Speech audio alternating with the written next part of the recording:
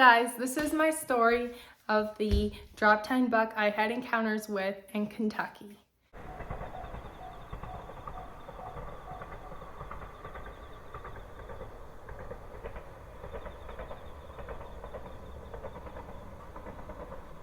Clayton and I planned to get out to our stands right at 4 p.m. so we were there plenty early enough to catch any deer that would be moving right after the thunderstorm.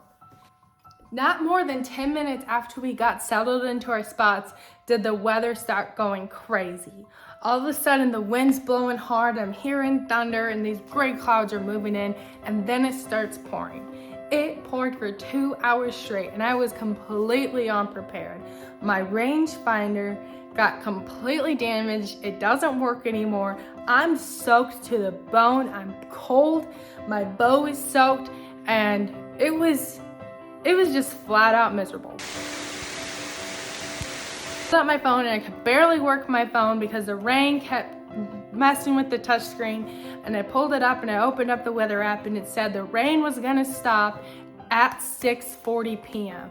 meaning I had less than an hour of daylight after the rain stopped, and I knew I just had to sit still. I had to sit through it because I knew the deer would be on their feet once that rain stopped going. So fast forward to 6:40, the rain stops. I'm cold, I'm shaking, it's no fun at this point, okay? And then here comes the deer. So I had 2 fawns that come in right away. They come in and they're underneath the feeder. I have the feeder to my right, and I have the rest of the field to my left, but on each side of me is these trees. And the branches are overhanging, and I'm kind of tucked back into the woods. So all I have right in front of me is like just a tunnel vision, okay?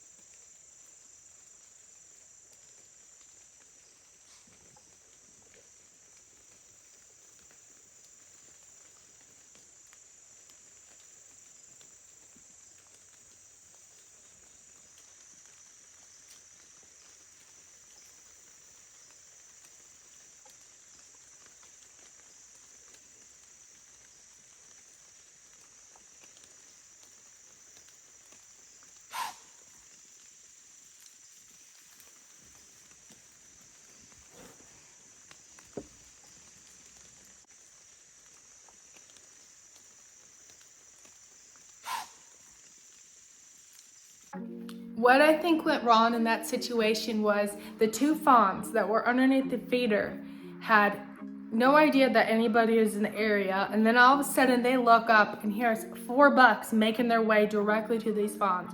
Mama's not in the area and they're scared. So one belts out, which puts the 2 bucks that were in front of me on edge. I think those deer know what that wooden stand that I'm sitting in. They know what it looks like empty, and they know what it looks like when a hunter's in it. They look up and they see a black blob sitting in that wooden stand. I am not moving. I have my face mask completely up, my bow's on a hanger right here, and my phone, my camera mount is right here, and both my hands are just right here, sitting. I'm not moving. That's it. I didn't have an opportunity to even think about the situation before it was already over. So, after that situation, I sat there and I cried. I just sat out here in the pouring down rain for like 2 hours.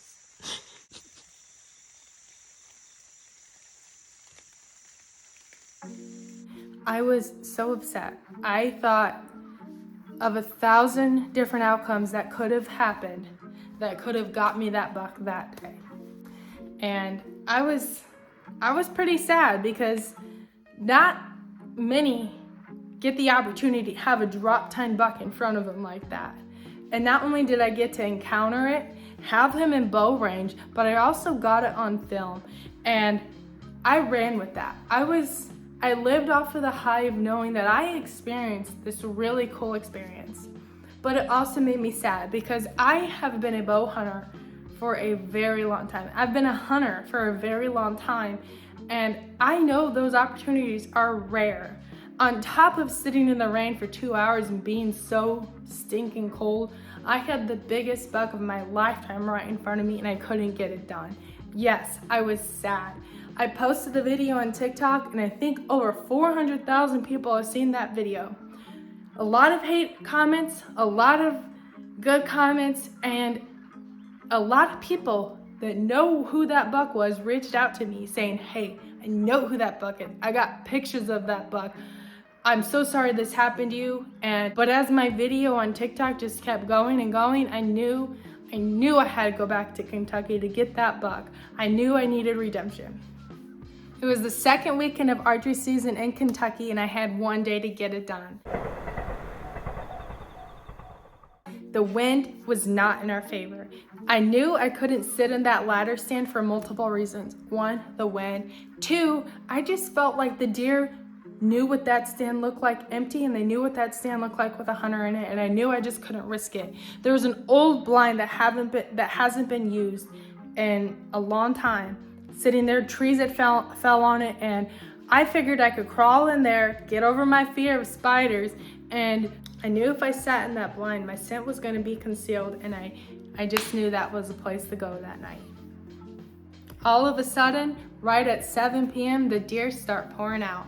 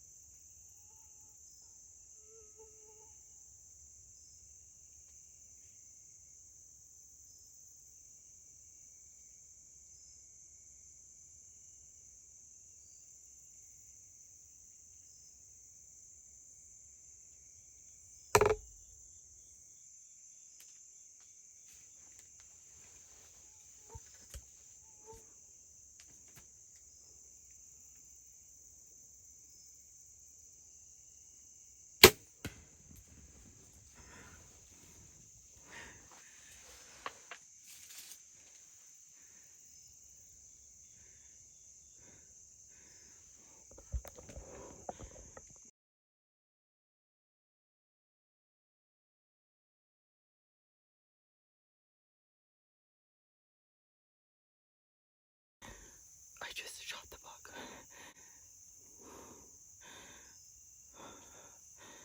I tell you what, that was the best moment of my life. Clayton was hunting on one side of the property and I was hunting on the other, and he did not have service where he was hunting, so he decided to just leave his cell phone in the truck. After I made that shot, I get out of my blind and I see my bloody arrow.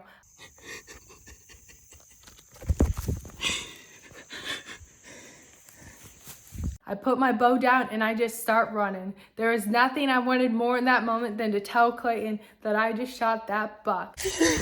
I got him! I got it on film! I got it on film! I'm serious! I'm serious! Why did After telling Clayton the story, we called the landowner and we called the friends that we met online that lived in the area of the story, and they all started showing up. We waited about 45 minutes, and in that time I called my dad, we called our friends, we called everybody back home that was cheering on us to get that buck. We were so excited. We decided to wait an hour before we started tracking. We get to the first blood and we start following the trail. Put hands on them yet, so couldn't tell you. Go up that bank behind you. Hey, never find them. My friend Clayton and I started on the blood trail. We were following blood spot by blood spot. The landowner was absolutely excited, and it was taking us a while to find the blood because it was in a high hayfield. And so the landowner decided that he was going to go forward and just see if he can find the body of the deer.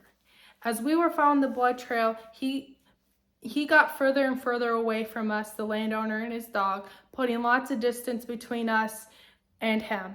And he wasn't actually following the blood trail. He was just looking with his dog to see if they could find the deer. We were following the blood trail.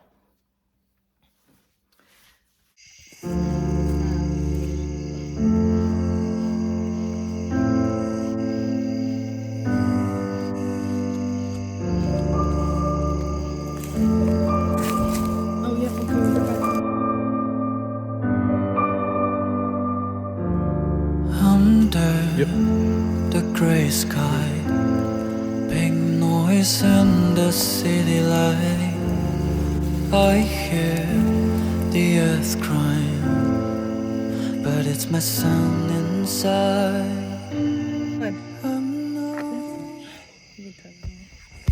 About 3 hours later, and 9/10 of a mile into the trail, we lost blood. There was no blood left.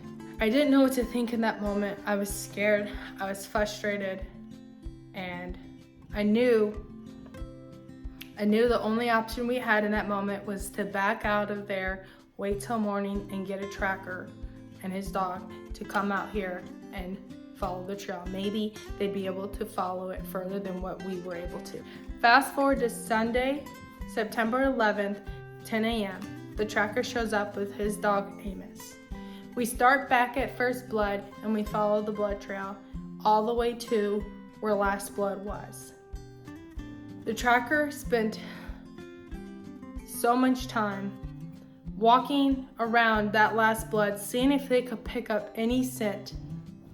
The tracker and his dog Amos worked as hard as they can until Amos just couldn't anymore. He was tired, the heat was getting into him, and it was just too much. He said, "Let's get a second opinion on this. Let's call up my buddy and his dog Hank, and let's get him out here, and let's see what they have to say." I was all for it. I was willing to do anything it takes to get my hands on that buck. We called them up. They said, "We'll be out there this evening. The humidity in the air at dusk is a lot better. It will be able to bring the scent out than dry, hot air." Around 12:30 a.m., the trackers showed back up. It said, "We couldn't find anything past last blood. Hank just wanted to keep going in circles right here." What we think happened is that the buck doubled back down his own trail at some point, meaning he might have turned around or he circled back onto his own trail and followed his original blood trail down, and then sometime down the trail exited off. And that who knows where he is. We weren't able to put our hands on that deer. After they left, I cried so hard. It was an absolute roller coaster of emotions. I knew I couldn't give up though. I knew I had to keep trying. I called off work for Monday and I spent Monday looking myself, just walking around everywhere I could to see if I can just find it, stumble across it.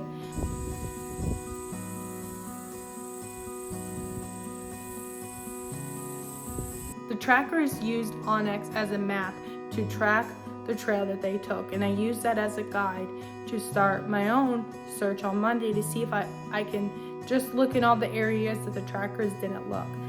I searched another 5.5 miles and I came up empty-handed.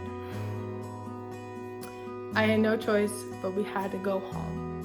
We had dogs at the house. I had to go to work the next day. There was nothing we could do further. I tell you what, I don't think anything hurts more than that. So I have a question for you, for everybody that's watching this. Would you consider your tag punched? If you were in my spot and this happened to you, would you consider your tag filled?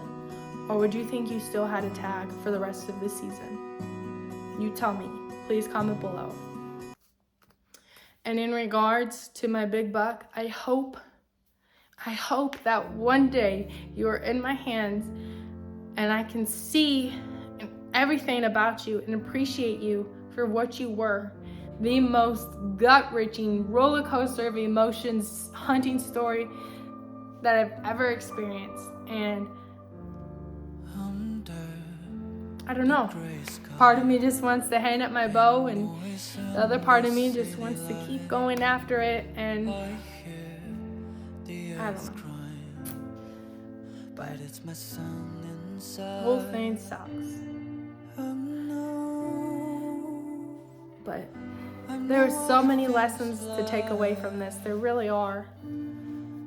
And maybe, who knows, maybe the story isn't over. Maybe somebody will find the buck and they'll be like, hey, I know whose buck this is. Maybe one day I'll see my buck. Maybe. Thanks for watching.